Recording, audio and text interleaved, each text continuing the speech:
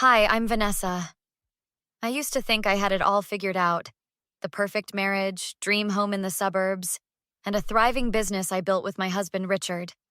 12 years of marriage, and I never saw what was coming. Babe, we just closed on the Westwood property. That's our third development this quarter. I held up the champagne glasses in our kitchen, celebrating another successful deal. Richard smiled, but it didn't reach his eyes. That's great, Vanessa.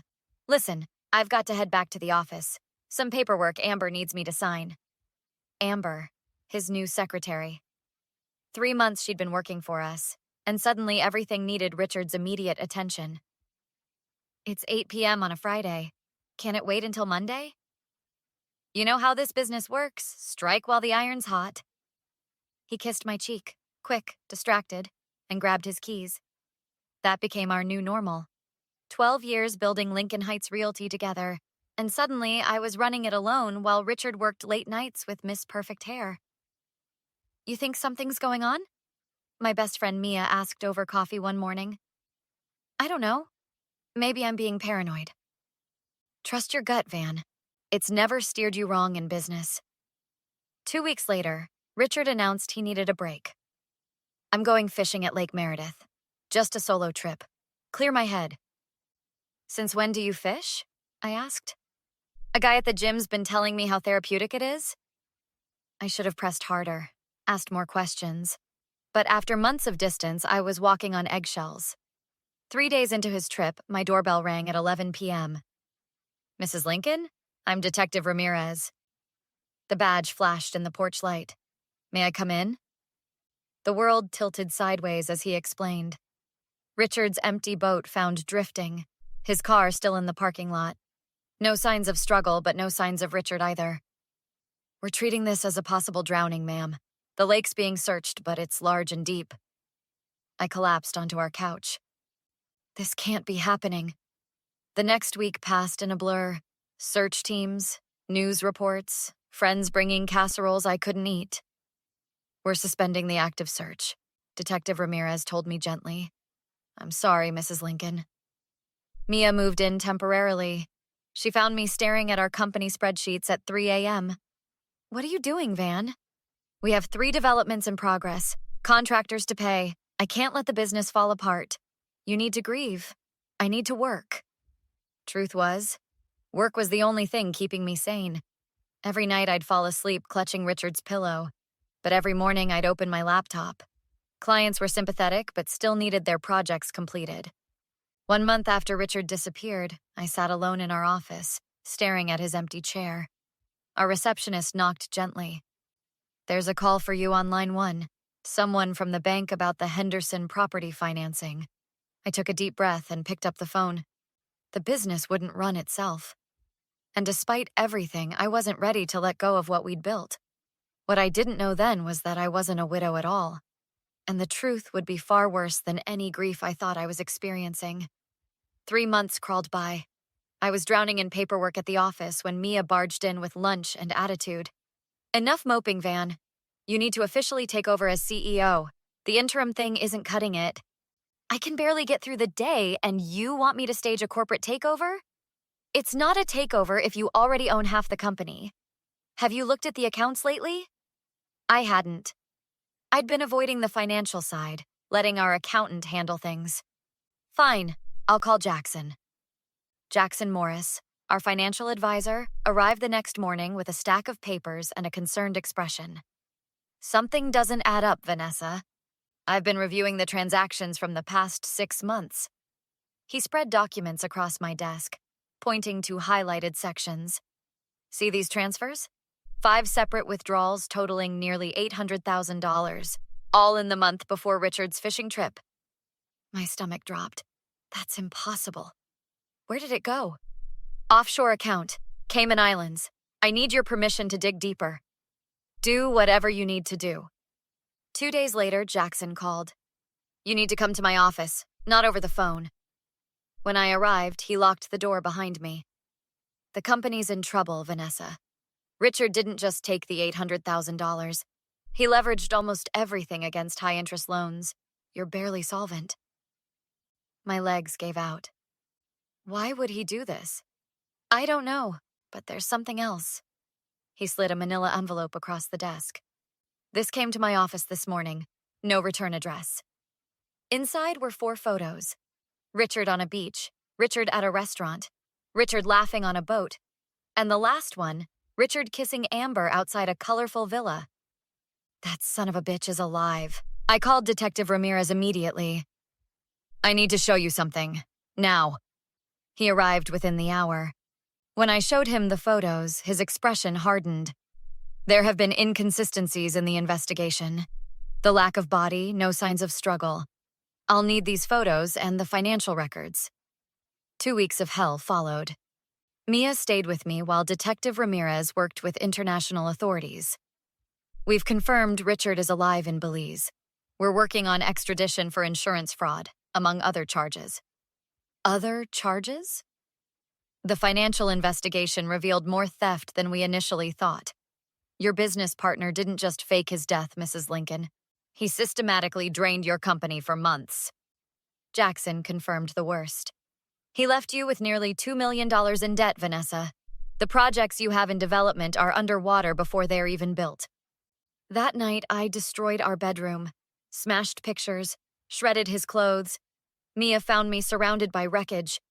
He's not worth this, Van. 12 years, 12 fucking years building something together, and he burns it all down for his secretary. So what are you going to do about it? I looked up, something hardening inside me. First, I'm going to save my company. Then I'm going to make him regret the day he ever thought he could screw me over. That's my girl. Where do we start? I grabbed my laptop. By calling every contact I've ever made and cashing in every favor I'm owed. Richard thought he was the brains of this operation. Time to show him how wrong he was. The next morning, I met Jackson at a 24-hour diner at 5 a.m., spreadsheets covering the table between coffee cups. These properties are dead weight. We need to offload them immediately. Jackson pointed at 3 development projects. Those are premium locations. Richard paid top dollar. That's the problem. He overpaid deliberately. Classic way to funnel money out. I pushed away my untouched eggs. So what's left? That empty warehouse district the city declared an opportunity zone. You got it dirt cheap because Richard thought it was worthless. I pulled up the location on my phone. What if we pivot? Instead of luxury condos, we create affordable micro-housing with shared amenities? Startup incubator spaces on the ground floor? Jackson looked skeptical. That's never been done in this market. Exactly. Everyone's building luxury while normal people can't afford to live within an hour of their jobs. 6 weeks later, I stood in the dusty warehouse with a group of skeptical investors.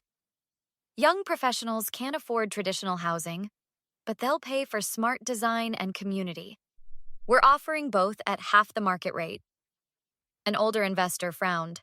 Sounds like hippie talk. Sounds like doubling your money in 18 months. The city's already approved expedited permits because we're solving their housing crisis. By month 4, we had a waiting list 300 people deep. By month 6, investors were fighting to get in on our next project. Mia scrolled through our social media at the office. 2 million views on the micro-housing tour video. You're trending, Van. The business is trending. That's what matters. Is that why your photo's been shared 50,000 times with Hash Girl Boss? I laughed. Actually laughed for the first time in months. Whatever sells units. 1 year after Richard's disappearance, Lincoln Heights Realty had become Lincoln Urban Development. Our revolutionary housing model had been featured in business magazines, and my net worth had quadrupled. Then came the email from an unfamiliar address. needtotalk_r@gmail.com. Vanessa, it's me. We need to talk. Things aren't what they seemed. Please respond. I forwarded it to Detective Ramirez without replying. The next day, another message arrived with a photo attached. Richard looked haggard, standing alone on a balcony much shabbier than the luxury villa from earlier photos. I've made a terrible mistake. Amber left with most of the money. I've seen what you've built. I'm so proud of you. Please help me come home. I still love you. Mia read it over my shoulder and made a gagging sound. The nerve of this asshole. My phone rang. Detective Ramirez. We've tracked his location from the email. He's still in Belize, but living in much reduced circumstances. Interpol says he's been trying to sell his return story to tabloids. Has he mentioned turning himself in? No. He seems to be looking for a way out that doesn't involve prison. I smiled for the first time since seeing those beach photos. I think I can help with that. Vanessa, what are you planning? Nothing illegal, Detective. Just giving my husband exactly what he deserves. I replied to Richard's email with exactly what he wanted to hear. I'll be in Belize next week. Let's meet at the Coastal Breeze Hotel, room 712. Mia stared at me in shock. You're not seriously going down there? Watch me. I booked the flights. One for me, one for Detective Ramirez, and arranged for local authorities to be on standby. The day arrived. I checked into room 712 while Detective Ramirez positioned himself next door. At exactly 3 p.m., a knock came. I opened to find a tanned but desperate-looking Richard in a wrinkled linen shirt. Vanessa, God, you look amazing. He tried to hug me. I stepped back. Let's skip the reunion. What do you want? He sat on the edge of the bed. It all went wrong. Amber left once the money started running low. How tragic for you. I know I screwed up, but I've seen your new developments. You're doing incredible things. Yes, I am. I could help you expand internationally. All I need is a fresh start.